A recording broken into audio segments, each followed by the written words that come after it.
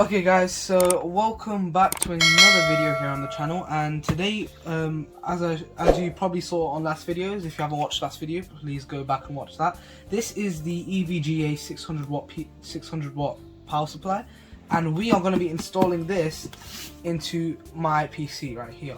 Now as you can see, I've already got a power supply inside of this PC, but it doesn't, it's very standard, it's very basic. And it's so basic to the point I don't have a Pci-E cable, meaning I basically can't use another GPU on it, or any sort of high-end GPU, such as the one that I'm using, the RX 5700 XT, which requires Pci-E cables. Therefore, I need an upgrade.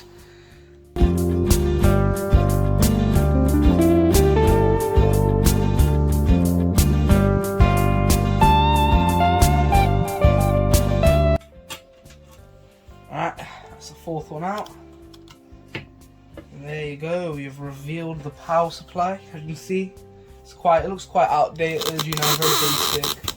And of course, you know, we're gonna install the new one. Okay guys, so the next step is we're gonna remove the back panel here to expose all the cables, so then wiring won't become such a big problem. Just gonna take out the screws and slide that back.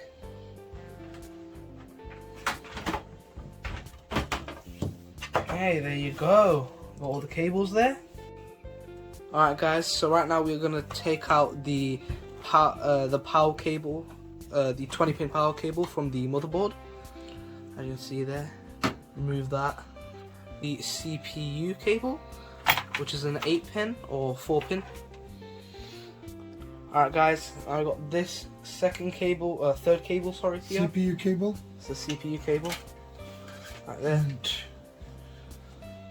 I can see here, they did a little bit of cable management. See there. Brilliant job there. You need to push these. Sick. Cables out on the other one as well.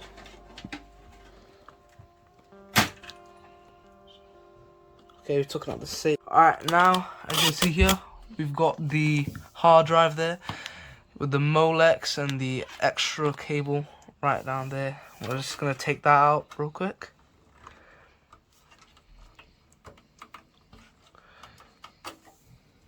Alright, got that one out. And then we're just going to take out the 4-pin Molex. Lovely. This is the power cord connecting to the this basically gives power to the front RGB fans. As you can see, we're going to take that off because, again, that's also a part of the power supply. See, separated that. Lovely job out with the SATA connector. So now we can see what's left with the box. I think it's all separated now. Yeah. Can you see inside now?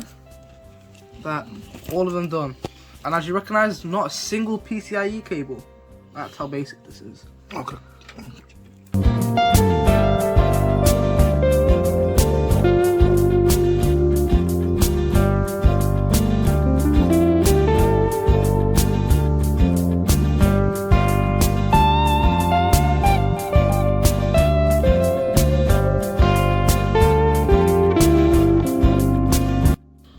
Just be careful. Yeah, you 100% want to be careful. Want to make sure you don't want to break any cables. You don't want to damage your power supply either. You can see. There you go. Lovely job. It's out now. Look at that thing. This thing looks like it was in a PC from the 90s.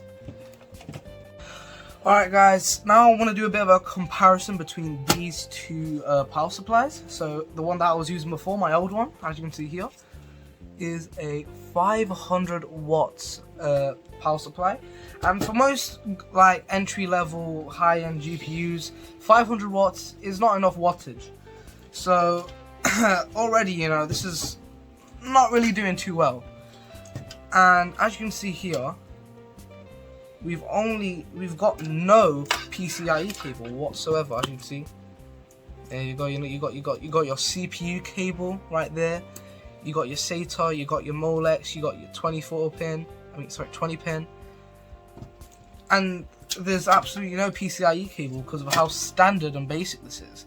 Whereas if I had this EVGA power supply, it's 600 watts, as you can see, it says right there, 600 watts, nicely. Actually has an extra 4 pin depending on your GPU. It's got, instead of having color coded cables, it's even got black cables, but then actually shows on it that, look, oh, this is a 20 pin right here, and that this is the extra 4 pin that comes with it. So instead of having weird color coded rainbow cables, I can just look at it and be like, oh, this is the CPU cable. Real nice and simple. I don't have to know a whole bunch of stuff in order to do this. And on top of that, it actually has a PCIe cable. As you can see there, it says PCIe. And again, PCIe.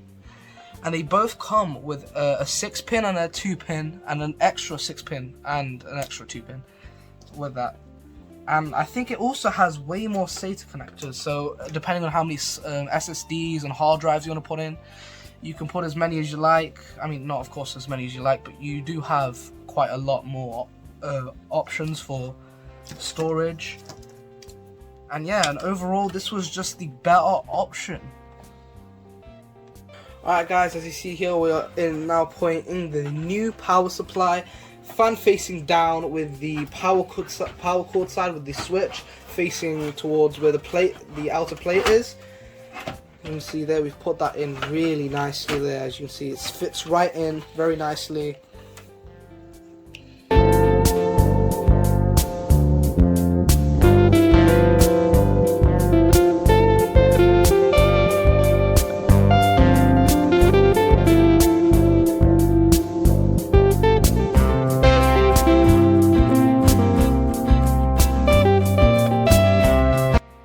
Alright, as you can see here, now the power supply is now installed. We are gonna as you can see, we've separated the cables from the power supply from the ones in the case, just so we can cable manage a lot more better. So now what we're gonna do is we're gonna put the closest place from the plug. So we're installing the 24 pin inside, so we're gonna put it through this hole closest to where the cable is, straight into the motherboard.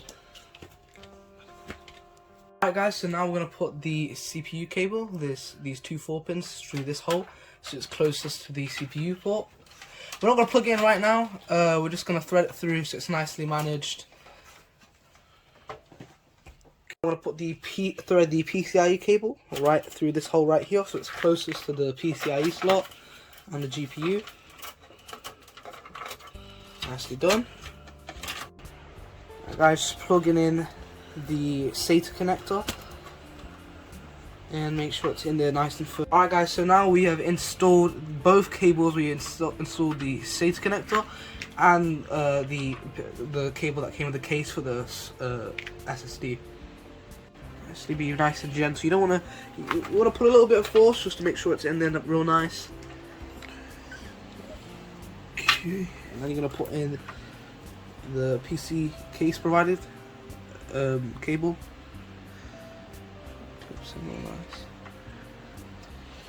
Got any problem with the light? Yeah, the light is a bit of an issue. As you can see, just hold here. Still we've got it in a bit now. Got it in nicely. Yes, you can hear the click as well. So it's done. So this one is done. SATA is done. Your SSD done. Your this cable's fallen. Hard drive is done. Cable's fallen out. Okay, that's extra cable. So okay. I will tie this up later on. Yeah. So now, as you can see here, we've got the SATA cable connected to this cable that goes to all the RGB fans. Alright guys, so now we're putting in the 20 pin plus the 4 pin, the extra 4 pin in there. It clicks real nicely. There you go. Alright, so that's the 24 pin done. Alright, we've got the 2 separate 4 pins there for the CPU going straight into there. Now of course, if you only have a 4 pin, that's fine. You can still plug it in, it will still function.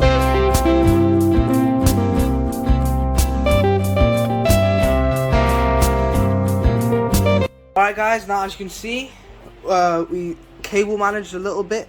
Bit of a problem, we didn't have any zip ties, but we improvised. So the twine that wrapped around the wires in the power supply, we sort of improvised there, and we sort of used that twine to cable manage, and as you can see, it actually worked out quite well. Before, you don't need amazing stuff just to do amazing things.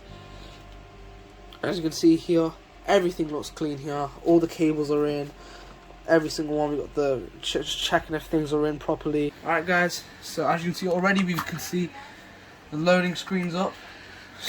Fingers crossed this will work. It's looking alright. Loading up like normal. Fans are on.